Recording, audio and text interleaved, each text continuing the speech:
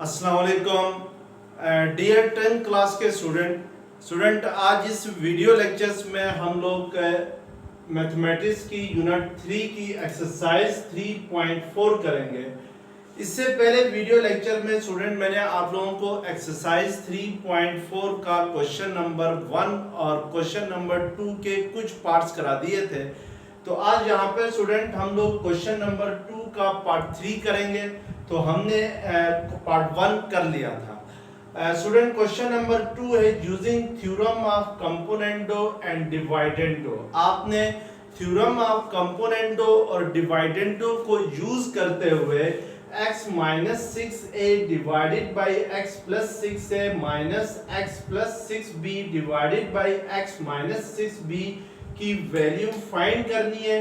और यहाँ पे स्टूडेंट x आपके पास जो गिवन है वो है 12ab divided by a minus b है। यानी इस वैल्यू को यूज करते हुए आपने इस एक्सप्रेशंस की वैल्यूज फाइंड करनी है। स्टूडेंट याद रखें कि अभी आपके जो फेडरल बोर्ड में पेपर होंगे वो SLO बेस होंगे, यानी स्टूडेंट्स लर्निंग आउटकम बेस होंगे। तो इसलिए मेरी कोशिश यहाँ पे यही होती है कि मैं आपके कंसेप्ट क्लियर करूँ ताकि क्वेश्चन कहीं से भी आ जाए आप उसको अटेम्प्ट कर सकें। तो इसके लिए आपने स्टूडेंट जो फेडरल बोर्ड की जो बुक्स है उसको भी फॉलो करें।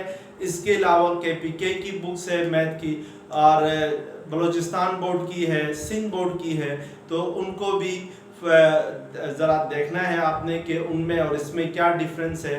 तो फिर उसके बाद आपने अपनी स्टडी करनी है। तो यहाँ पे स्टूडेंट हम लोगों ने कंपोनेंडो और डिवाइडेंडो थ्योरम को यूज करते हुए इस एक्सप्रेशन की वैल्यू फाइंड करनी है। तो लास्ट टाइम हम लोगों ने कंपोनेंडो और डिवाइडेंडो थ्योरम पढ़ा था कि कंपोनेंडो डिवाइडेंडो थ्योरम क्या होता है स्टूडेंट के if a ratio b equal हो किसके c रेशो d के, तो देन a इसके दो पार्ट्स होते हैं।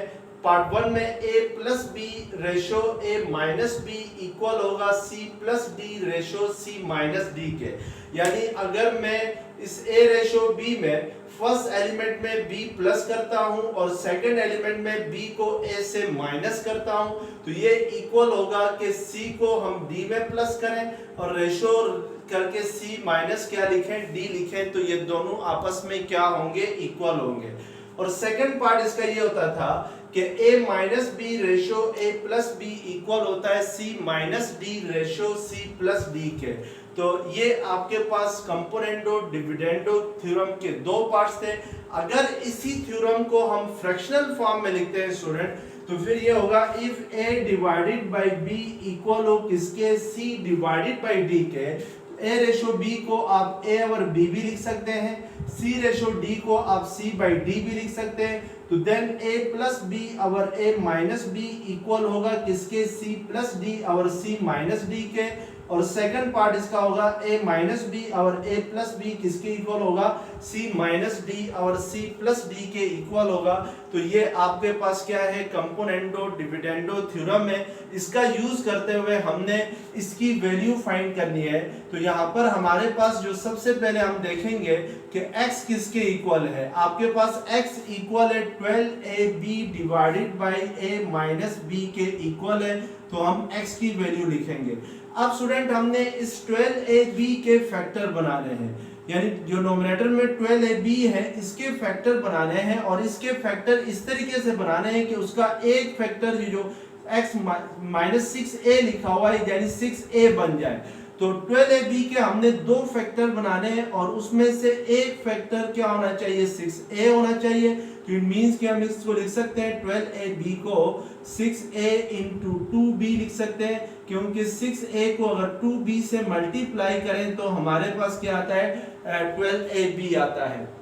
अब नेक्स्ट स्टेप में आपने ये जो 6a है इस 2b के साथ मल्टीप्लाई हो रहा है, तो सेकंड साइड पे आके क्या होगा, डिवाइड होगा, और राइट हैंड साइड पे आपके पास क्या रह जाएगा, 2b divided by a minus b आ जाएगा।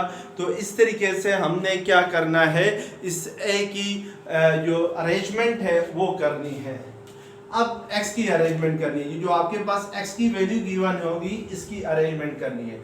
अब स्टूडेंट हमने यहाँ पे इसके ऊपर ये चेक करना है कि हमने कौन सा थ्योरम यूज करना है, यानी कंपोनेंडो डिविडेंडो के दो थ्योरम थे। फर्स्ट थ्योरम आपके पास था कि इफ a और b इक्वल हो c और d के, तो देन a प्लस b और a माइनस b इक्वल होगा c प्लस d और c माइनस d के। और सेकंड पार्ट आपके पास था a माइनस b और a प्लस b इक्वल होगा c माइनस d और c प्लस d के। अब हमने यहाँ पे ये देखना है कि हमने इन दोनों थ्योरम में से कौन सा इसके ऊपर अप्लाई करना है। मैं यहाँ पे लिखता हूँ यूज कंपोनेंडो डिविडेंडो थ्योरम, यानी सीडी थ्योरम को मैंने यूज करना है यहाँ पे। तो अब इसके लिए ये फाइंड करने के लिए कि इन दोनों में से कौन सा थ्योरम हम यूज करें, उसके लिए हमने देखना होता है कि हमने फाइंड क्या करना है। हमने फाइंड करना है x माइनस 6a और x plus 6a minus x plus 6b और x माइनस 6b। तो पहले स्टूडेंट हम जो है वो x माइनस 6a और x प्लस 6b की वैल्यू फाइंड करेंगे। फिर उसके बाद हम फाइंड करेंगे x प्लस 6b और x माइनस 6b की। तो अब x माइनस 6a और x प्लस 6b को फाइंड करने के लिए आपने क्या करना है यहाँ पर, कि इसको मैं पहले लिखता हूँ स्टूडेंट। पहले स्टेप में हमने x माइनस 6a और x प्लस 6b की वैल्यू फाइंड करनी है। फिर हमने x प्लस 6b और x माइनस 6b की वैल्यू फाइंड करनी है। और हमारे पास जो x की वैल्यू आ गई है वो है आपके पास x divided by 6a equal है 2b divided by a minus b आ गया है। इस एक्सप्रेशन के ऊपर, इस इक्वेशन के ऊपर आपने कंपोनेंडो डिविडेंडो थ्योरम यूज करना है। तो यहाँ पे आप देखें, आपने x माइनस 6a और x प्लस 6b फाइंड करना है। इट मीन्स कि हम जो सेकंड थ्योरम है उसका यूज करेंगे, क्योंकि यहाँ पे नोमिनेटर में a माइनस b है, डिनोमिनेटर में a प्लस b है। तो इसको अगर मैं इसके ऊपर कंपोनेंडो थ्योरम को यूज करता हूँ, सेकंड थ्योरम ऑफ कंपोनेंडो, तो वो आपके पास क्या होगा, x a और b की जगह आपके पास क्या है, x और 6a है, और c और d की जगह आपके पास क्या है, 2b और a माइनस b है। तो by this theorem, second theorem of componendo, हम इसको लिख सकते हैं x माइनस 6a और x प्लस 6b लिख सकते हैं। यानी इस a माइनस b की जगह आप x माइनस 6a लिखेंगे और इस a प्लस b की जगह क्या लिखेंगे, x प्लस 6b लिखेंगे। और सेकंड साइड पे c माइनस d और c प्लस d है, तो c आपके पास 2b है और d आपके पास a माइनस b है। तो नोमिनेटर में आपने सब्ट्रैक्शन की फॉर्म में लिखना है, तो ये 2b minus a minus b होगा, यानी इस c की जगह आपके पास 2b आ जाएगा और जो d है उसकी जगह आपके पास क्या आ जाएगा, a माइनस b आ जाएगा। और डिनोमिनेटर में आपके पास c प्लस d है, तो इट मीन्स कि c आपके पास 2b है प्लस d आपके पास a माइनस b है। अब आप इसको क्या करेंगे, सिंप्लीफाई करेंगे और कंपोनेंडो डिविडेंडो थ्योरम को यूज करते हुए इसको सिंप्लीफाई करेंगे। अब हम अगर इसको सिंप्लीफाई करते हैं तो हमारे पास x माइनस 6a और x प्लस 6b इक्वल आएगा। ये देखें स्टूडेंट, अगर ये 2b माइनस ब्रैकेट में a माइनस b है, अगर इस ब्रैकेट को मैं हटाता हूं तो ये साइन क्या हो जाएगा, प्लस हो जाएगा। तो इट मींस कि 2b minus a plus b, ये 2b और ये b आपस में प्लस होंगे तो क्या आ जाएगा, 3b माइनस a आ जाएगा। और डिनोमिनेटर में ये 2b और ये माइनस b है, तो 2b माइनस b करेंगे तो b होता है और plus a as it is आ जाएगा। तो ये आपके पास वैल्यू आ जाएगी किसकी, x माइनस 6a और x प्लस 6a की। अब हमने ये वाली वैल्यू फाइंड करनी है, यानी इस एक्सप्रेशन की वैल्यू फाइंड करनी है। अब हमने चेक करना है कि x प्लस 6a और x माइनस 6a किसके, x प्लस 6b और x माइनस 6b किसके इक्वल होगा, ये चेक करना है। उसके लिए स्टूडेंट हमने इस को दोबारा फैक्टर्स बनाने हैं, जैसा कि हमने यहाँ पे बनाया था कि x इज इक्वल टू क्या था आपके पास, x इज इक्वल टू था 12b divided by a minus b था। यानी जो x की वैल्यू हमारे पास गिवन है वो आपके पास है 12ab और a माइनस b है। इस 12ab के हमने फैक्टर इस तरह बनाने हैं कि उसका एक फैक्टर ये टर्म बन जाए, यानी 6b आ जाए। तो उसके लिए हम स्टूडेंट इस 12b को लिख सकते हैं 6b इंटू 2a लिख सकते हैं। Divided by a minus B as it is आ जाएगा।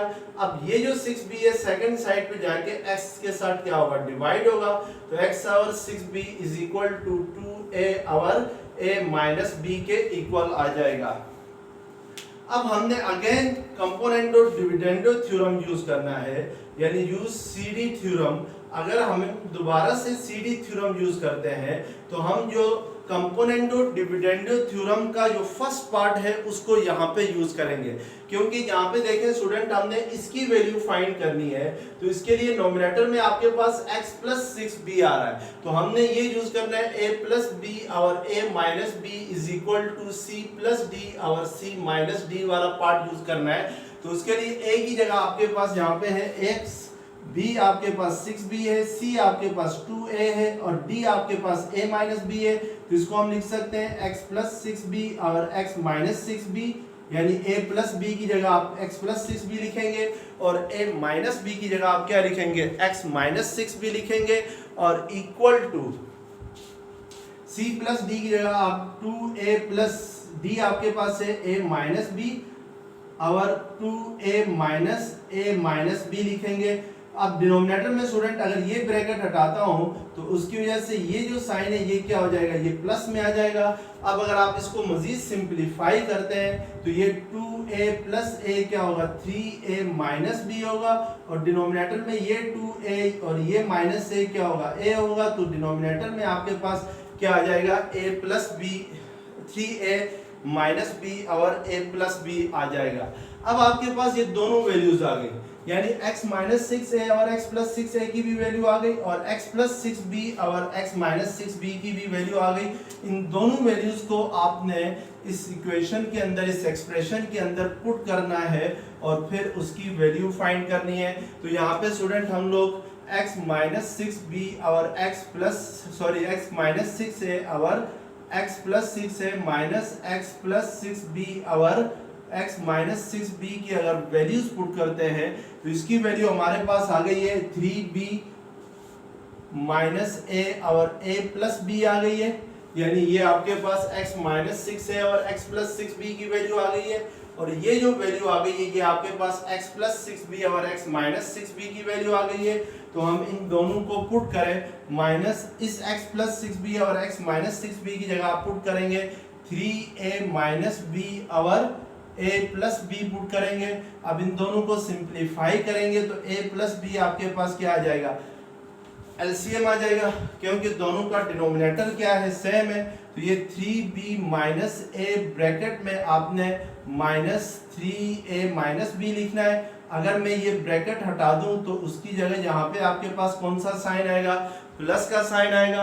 अब अगर हम इसको सिंप्लीफाई करते हैं तो ये 3b और ये b प्लस होंगे तो 4b के इक्वल आएगा और ये माइनस है और माइनस 3a क्या होगा, माइनस 4a होगा और a प्लस b आ जाएगा, ऊपर 4 कॉमन आ जाएगा तो आपके पास ये b माइनस a और क्या आ जाएगा, a प्लस b आ जाएगा।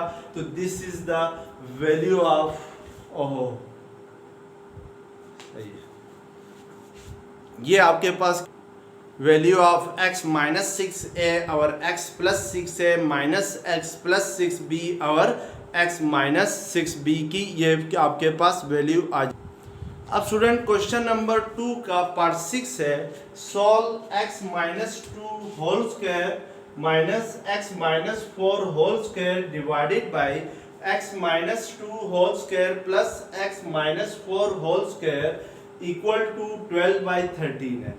यहाँ पे स्टूडेंट आपने कंपोनेंडो डिविडेंडो थ्योरम को यूज करते हुए इस इक्वेशन को सॉल्व करना है।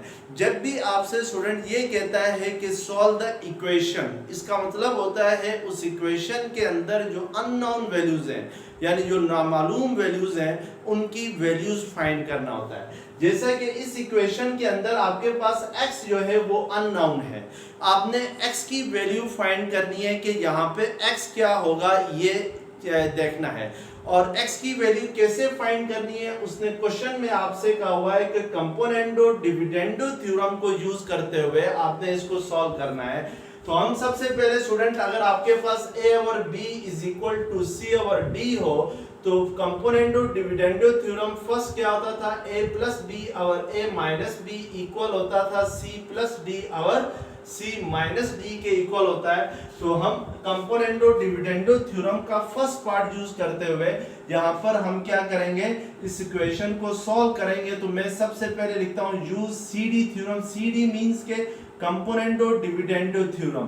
अब स्टूडेंट यहाँ पे अगर हम लोग इसको इस फ्रैक्शंस को जो लेफ्ट हैंड साइड पे है इसको अगर इसके साथ कंपेयर करें तो एक ही जगह आपके पास यहाँ पे है x minus 2 whole square minus x minus 4 whole square है और b आपके पास है x minus 2 whole square plus x minus 4 whole square है। तो हम इसको a प्लस b की फॉर्म में लिखना चाहें तो a को हम रिप्लेस करेंगे x minus 2 whole square minus x minus 4 whole square इस a की जगह प्लस इसी तरह आएगा और b आपके पास क्या होगा x minus 2 whole square plus x minus 4 whole square आएगा क्योंकि डिनोमिनेटर में जो आपके पास यानी ये b आपके पास ये चीज है तो इसको हम लोग इस b की जगह हम क्या लिखेंगे, इसको लिखेंगे। इसी तरीके से डिवाइडेड बाय आपने डिनोमिनेटर में क्या लिखना है a माइनस b की फॉर्म में लिखना है। तो यानी इसी एक्सप्रेशंस को हमने जो ऊपर लिखा है इसको हम क्या करेंगे a माइनस b की फॉर्म में लिखेंगे। तो ये x minus 2 whole square minus x minus 4 whole square minus x minus 2 whole square plus x minus 4 whole square आएगा। यानी ऊपर प्लस के साथ लिखा है तो नीचे क्या किया है माइनस के साथ लिखा है a प्लस b और a माइनस b की फॉर्म में लिखा है। और सेकंड साइड पे स्टूडेंट c प्लस d और c माइनस d है तो c आपके पास यहाँ पे 12 है और d आपके पास जो है वो 13 है यानी इस c की जगह 12 है और जो नीचे डिनोमिनेटर में d है उसकी जगह 13 है। तो हम इसको 12 प्लस 13 और 12 माइनस 13 लिख सकते हैं यानी c प्लस d और c माइनस d की फॉर्म में लिख सकते हैं। अब अगर मैं ये square bracket student next step के अंदर इन स्क्वायर ब्रैकेट्स को अगर रिमूव करता हूं तो यहाँ पे इस स्क्वायर ब्रैकेट के बाहर प्लस का साइन है तो स्क्वायर ब्रैकेट हटाने से ये साइन जो है ये चेंज नहीं होगा, ये प्लस ही रहेगा। लेकिन डिनोमिनेटर में अगर मैं स्क्वायर ब्रैकेट रिमूव करता हूं तो इस एक्सप्रेशंस के बाहर माइनस का साइन है तो अगर स्क्वायर ब्रैकेट रिमूव करूं तो ये प्लस जो है ये किस में आ जाएगा, ये माइनस में आ जाएगा। तो नेक्स्ट स्टेप आपके पास क्या होगा, ये होगा। अब हम इसको मजीद सिंपलीफाई करते हैं तो लेफ्ट हैंड साइड पे जो नोमिनेटर है उसमें देखें ये x माइनस 2 होल स्क्वायर है और ये plus x minus 2 whole square है तो ये दोनों आपस में ऐड होंगे तो ये 2 into x minus 2 whole square आएगा और ये minus x minus 4 whole square है और ये प्लस में x माइनस 4 होल स्क्वायर है तो ये दोनों आपस में क्या हो जाएंगे, कैंसिल हो जाएंगे। इसी तरीके से डिनोमिनेटर में ये plus x minus 2 whole square है और इस x माइनस 2 होल स्क्वायर के साथ माइनस का साइन लगा है तो ये दोनों कैंसिल हो जाएंगे और यहाँ पे x माइनस 4 होल स्क्वायर के साथ भी माइनस का साइन है और इस x माइनस 4 होल स्क्वायर के साथ भी माइनस का साइन है। तो इट मीन्स कि जब भी दो वैल्यूज के साथ साइन माइनस का हो तो वैल्यूज ऐड होती हैं और साइन माइनस का ही रहता है। तो हम इन दोनों को अगर ऐड करते हैं तो ये minus 2 into X minus 4 whole square होगा और राइट हैंड साइड पे 12 प्लस 13 क्या होगा 25 और 12 माइनस 13 क्या होगा आपके पास माइनस होगा। तो ये 2 और ये 2 क्या हो जाएंगे, कैंसिल हो जाएंगे। ये माइनस और ये माइनस क्या हो जाएंगे, प्लस हो जाएंगे। तो इट मींस के आपके पास जो नेक्स्ट फॉर्म बनेगी उसको क्रॉस मल्टीप्लिकेशन करेंगे तो ये दोनों ये और ये माइनस कैंसिल हो जाएंगे। तो 1 उस साइड पे जाके x माइनस 2 होल स्क्वायर के साथ मल्टीप्लाई होगा और x माइनस 4 होल स्क्वायर इस साइड पे आके 25 के साथ क्या हो जाएगा, मल्टीप्लाई होगा क्रॉस मल्टीप्लिकेशन करने से। अब इसको हम a minus B whole square के फार्मूले से एक्सपेंड करेंगे तो ये आपके पास a square minus 2ab plus b square के इक्वल होता है। तो by this formula x minus 2 whole square किसके इक्वल होगा, x स्क्वायर माइनस 2a आपके पास x है, b आपके पास 2 है प्लस b स्क्वायर की जगह क्या आएगा 2 स्क्वायर आएगा और सेकंड साइड पे x माइनस 4 होल स्क्वायर को एक्सपेंड करते हैं तो ये x square minus 2 into x से b 4 है प्लस b स्क्वायर होता है तो वो 4 स्क्वायर हो जाएगा। अब इसको मजीद अगर हम सिंप्लीफाई करते हैं तो ये x square minus 4x plus 2 2 ज़र 4 is equal to 25 into X square minus 2 4 ज़र 8x प्लस 4 4 ज़र 16 के इक्वल होगा। और नेक्स्ट स्टेप के अंदर अगर इसको मजीद हम सिंप्लीफाई करते हैं तो ये 25x स्क्वायर प्लस 25 इंटू 8 करते हैं तो आपके पास 8 5 ज़र 44 कैरी गया, 8 2 ज़र 16 प्लस 4 क्या होगा 20, तो ये 200x हो जाएगा। ये प्लस इंटू माइनस माइनस होता है। इसी तरह प्लस अगर 25 को आप मल्टीप्लाई करते हैं 16 के साथ तो आपके पास ये इक्वल आता है 25 इंटू 16, 5 6 ज़र 30, 3 कैरी गया, 5 1 ज़र 5 प्लस 3 8, 2 6 ज़र 12, 1 कैरी गया, 2 1 ज़र 2 प्लस 1 3, तो ये आपके पास होता है 400 के इक्वल होता है। फिर मीन्स कि यहाँ पे क्या आ जाएगा 400 आएगा और यहाँ पे आपके पास X square minus 4x plus क्या आ जाएगा 4 आ जाएगा। अब आपने इन सारी टर्म्स को इक्वेशन की एक साइड पे लेके जाना है। लेट्स सपोज मेरे पास जो लेफ्ट हैंड साइड में टर्म्स है मैं सेकंड साइड पे शिफ्ट करता हूँ तो ये एक्स स्क्वायर जो है सेकंड साइड पे जाके 25x स्क्वायर से माइनस होगा तो ये 25x square minus x square होता है। और फिर इसी तरीके से ये माइनस 4x सेकंड साइड पे जाके माइनस 200x के साथ प्लस होगा तो इसको हम लिख सकते हैं प्लस 4x लिख सकते हैं सेकंड साइड पे और प्लस 4 सेकंड साइड पे जाके 400 से क्या होगा माइनस होगा तो इट मींस के और राइट हैंड साइड पे यानी इस साइड पे आपके पास क्या आ जाएगा 0 आएगा। 0 बेशक आप राइट हैंड साइड पे लिखें या लेफ्ट हैंड साइड पे लिखें इससे कोई फर्क नहीं पड़ता है।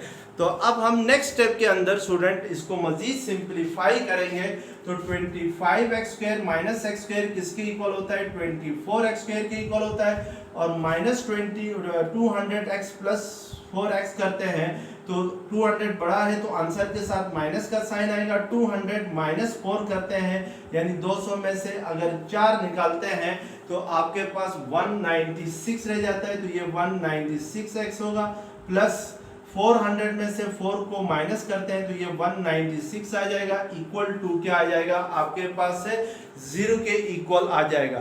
अब ये जो इक्वेशन बन गई है स्टूडेंट ये आपके पास कौन सी इक्वेशन बन गई है क्वाड्रेटिक इक्वेशन बन गई है। अब क्वाड्रेटिक इक्वेशंस को सॉल्व करने के लिए आपने 3 मेथड पढ़े हैं कि किसी भी क्वाड्रेटिक इक्वेशंस को सॉल्व करने के लिए हम बाय फैक्टराइजेशन उसको सॉल्व कर सकते हैं यानी जो फर्स्ट यूनिट है उसमें आपने पढ़ा है और सेकंड मेथड क्या था बाय क्वाड्रेटिक फार्मूला आप इसको सॉल्व कर सकते हैं और थर्ड मेथड आपके पास था बाय कंप्लीटिंग स्क्वायर मेथड था। तो ज्यादातर स्टूडेंट ये 2 यूज होते हैं किसी भी क्वाड्रेटिक इक्वेशन को सॉल्व करने के लिए।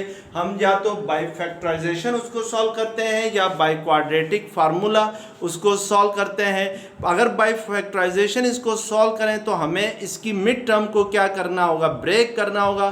तो मिड टर्म को ब्रेक करने से पहले हम इन तीनों टर्म में जो कॉमन आ सकता है वो लेंगे और उसके बाद अब अगर हम यहाँ पर फैक्टराइजेशन मेथड यूज करना चाहें तो फैक्टराइजेशन मेथड यूज करने से पहले इन तीनों टर्म्स में जो कॉमन आ सकता है उसको हम पहले कॉमन लेंगे। तो इन तीनों में जो कॉमन आ रहा है स्टूडेंट वो 4 आ रहा है। 4 6 ज़र 24 होता है, ये 4 3 ज़र 12, 4 4 ज़र 16, 4 9 ज़र 36 होता है प्लस 4 4 ज़र 16, 4 9 ज़र 36 होता है। तो इट मीन्स कि यहाँ पे 0 आएगा और यहाँ से हमारे पास 6x square minus 49x plus 49 is equal to क्या आ जाएगा 0। 4 तो 0 के इक्वल नहीं हो सकता तो इट मीन्स कि ये एक्सप्रेशन 0 के इक्वल होगी। या हम इसको स्टूडेंट इस तरह लिख सकते हैं कि 4 सेकंड साइड पे जाके इस 0 से डिवाइड होके क्या हो जाएगा 0 हो जाएगा। तो आपके पास क्या बच जाएगा 6x square minus 49x plus 49 आएगा। अब इसमें मिड टर्म ब्रेक करते हैं तो मिड टर्म कैसे ब्रेक करते हैं। मिड टर्म हमारे पास है 49x स्क्वायर x है, हमने फर्स्ट टर्म को लास्ट टर्म से मल्टीप्लाई करना है तो फर्स्ट टर्म आपके पास 6 है, लास्ट टर्म आपके पास 49 है, तो 6 9 ज़र 54, तो आपके पास 5 कैरी गया, 6 4 ज़र 24 प्लस 5 29, मींस के आपके पास जब आप फर्स्ट टर्म को लास्ट टर्म से यानी 6x² को 49 से मल्टीप्लाई करते हैं तो आपके पास जो आता है वो 294x² आता है। अब इस 294x² के आपने दो फैक्टर बनाने हैं और वो दो फैक्टर इस तरह बनाना है कि उनका सम या सब्ट्रैक्ट करें तो मिड टर्म बन जाए। मिड टर्म हमारे पास क्या है -49x है, तो उसके लिए आप स्टूडेंट 294 के फैक्टर बनाएं। 2 2 1 ज़र 2 2 4 ज़र 8 2 7 ज़र 14, फिर 3 4 ज़र 12 और 3 9 ज़र 27 7 7 ज़र 49 7 1 ज़र 7। तो इट मींस के आपके पास 294 के फैक्टर्स में 2 आ रहा है, 3 आ रहा है, 7 आ रहा है, 7 आ रहा है।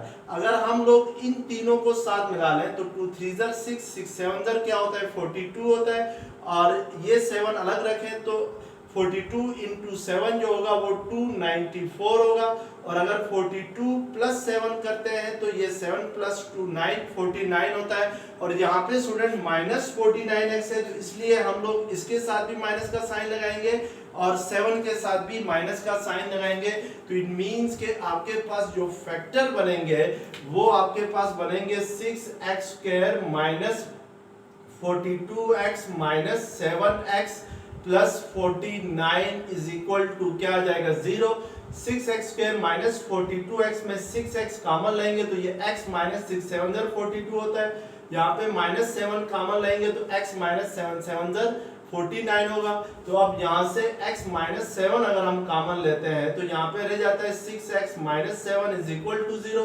यहाँ से x माइनस 7 इक्वल टू 0 होता है और 6x माइनस 7 इक्वल टू 0 आता है। अगर इस इक्वेशन को सॉल्व करें तो x की वैल्यू 7 आती है। अगर इस इक्वेशन को सॉल्व करें तो x की वैल्यू आपके पास क्या आ जाएगी 7/6 आएगी। तो इट मींस कि सॉल्यूशन सेट में आपके पास दो वैल्यूज आ जाएंगी, एक 7/6 आएगी और सेकंड वैल्यू जो होगी वो आपके पास क्या होगी, वो आपके पास 7 होगी। तो इस तरीके से हम क्या करते हैं इस क्वेश्चन को सॉल्व करते हैं। तो हमारे पास x की वैल्यू आती है by using componendo dividendo theorem. अब नेक्स्ट पार्ट 8 है student, solve under root x² minus 8p² minus under root x² minus p² divided by under root x² plus 8p² plus under root x² minus p² is equal to 1/3। अब आपने यहाँ पे student componendo dividendo theorem का second part use करना है, यानी if a over b equal हो c over d के, तो देन सेकंड पार्ट क्या होता था a माइनस बी और a प्लस बी इक्वल होता था c माइनस डी और c प्लस डी के। सेकंड पार्ट क्यों यूज करना है, क्योंकि अब यहाँ पे देखिए माइनस का साइन आ रहा है, नीचे प्लस का साइन आ रहा है, ऊपर माइनस का साइन आ रहा है, तो इसलिए हम लोग सेकंड पार्ट का यूज करेंगे। तो a आपके पास यहाँ पे ये है under root x² minus under root sorry student आप कोई सा भी थ्योरम यूज कर सकते हैं, फर्स्ट भी यूज कर सकते हैं और सेकंड भी यूज कर सकते हैं, यहाँ पे इसमें कोई बाउंडिंग नहीं है।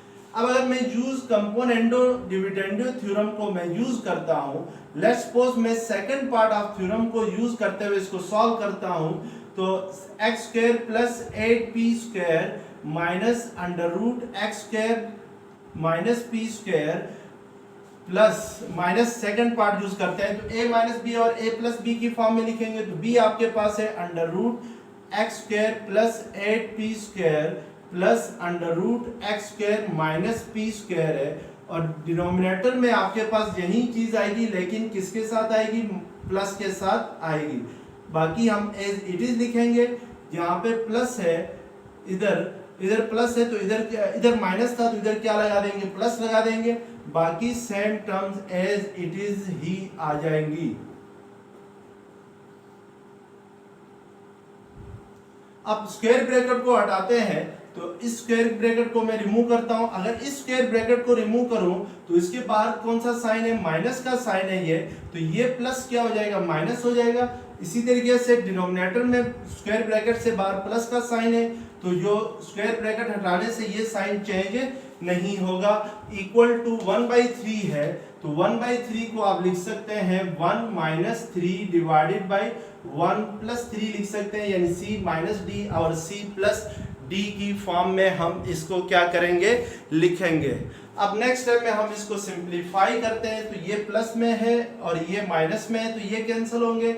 ये दोनों एक्सप्रेशंस माइनस में है, तो ये ऐड होंगे, तो -2 into under root X square minus P square होगा डिवाइडेड बाय डिनोमिनेटर में आपके पास ये माइनस में है और ये प्लस में है, तो ये दोनों कैंसिल हो जाएंगी।